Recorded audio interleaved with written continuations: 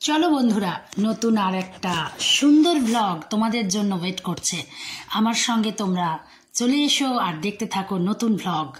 যারা এখনো আমাকে সাবস্ক্রাইব করোনি তারা অবশ্যই একটা সাবস্ক্রাইব দিয়ে আমার সঙ্গে থাকবে এবং বেল আইকনটা টিপে সমস্ত নোটিফিকেশন প্রাপ্ত হবে। চলো আমরা চলে যাচ্ছি নতুন আরেকটি সুন্দর ব্লগ, যেটা পাওয়াপুরী নামে পরিচিত।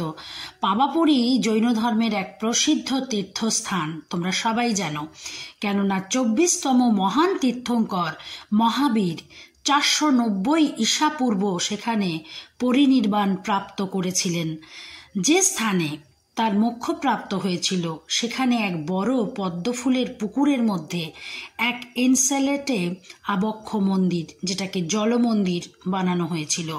পুকুরের উত্তরের দিশায় সেই স্থানে একটি পুরানো মন্দির নির্মিত আছে এবং ওখানেই তার পরলোক প্রাপ্তি ঘটেছিল।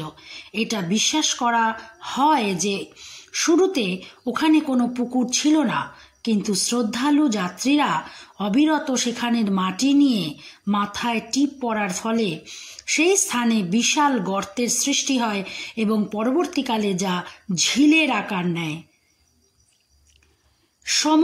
সমস্মরণের স্থানেও একটি মন্দির ছিল।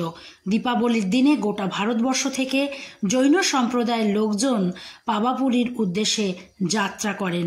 জৈনদের মতে দীপাবলির উৎসবটি মহাবীর স্বামীর পরিনির্বাণের স্মৃতিতে পালন করা হয়।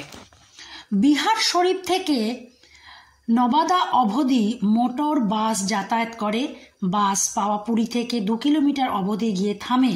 সেখান থেকে টাঙ্গায় করে কিন্তু যেতে হয় এই পাওয়াপুরী বা জৈনদের মন্দির। পাওয়াপুরী, যাকে অপাপুরী বলা হয় এবং পাপমুক্ত নগরী নামে খ্যাত, এক অত্যন্ত পবিত্র জৈন তীর্থস্থান। কথিত আছে যে ভগবান মহাবীর এখানেই নির্বাণ প্রাপ্ত হয়েছিলেন। তার মোক্ষ প্রাপ্তির পরই হাজারো অনুগামী তার ভস্ম সঙ্গে করে নিয়ে গিয়েছিলেন। প্রচুর মানুষের সমাগম হয়েছিল, তাই সবার ভাগ্যে ভস্মও জোটেনি। যারা ভস্ম নিতে পারেননি তারাই সেখানকার মাটি নিয়ে গিয়েছেন। এতটাই মাটি নিয়ে গিয়েছিলেন যে সেখানে একটি পুকুর তৈরি হয়ে গিয়েছিল। পরে সেই পুকুরে একটি সুন্দর মন্দিরের নির্মাণ করা হয়েছিল এবং সেই মন্দিরটি পরবর্তীকালে জল মন্দির হিসাবে পরিচিতি প্রাপ্ত করে।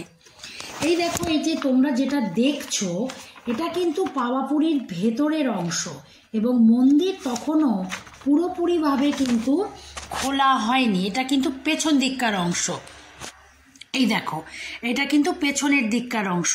তো বন্ধুরা, তোমরা পাওয়াপুরী সম্পর্কে জানলে কি ব্যাপার, এবং তোমরা কিন্তু খুব সহজে, এটা হচ্ছে মেন প্রবেশ দ্বার, এখান থেকেই কিন্তু ভেতরে ঢুকতে হবে। সারি দিয়ে দেখো ব্যারিকেড করা রয়েছে। অপূর্ব সুন্দর দর্শনীয় স্থান এবং মন্দিরের দুপাশে এই যে সরোবরটি, এই দেখো যে সরোবরটা তোমরা দেখতে পাচ্ছ, এইটাতে কিন্তু প্রচুর পদ্ম ফুল ফুটে আছে, পদ্ম পাতা ফুটে আছে এবং এই যে ঠিক উল্টো দিকে দেখো আরেকটি জৈন মন্দির, এটা নতুন তৈরি হচ্ছে। এই মন্দিরটি এখনো সংস্কারের কাজ চলছে।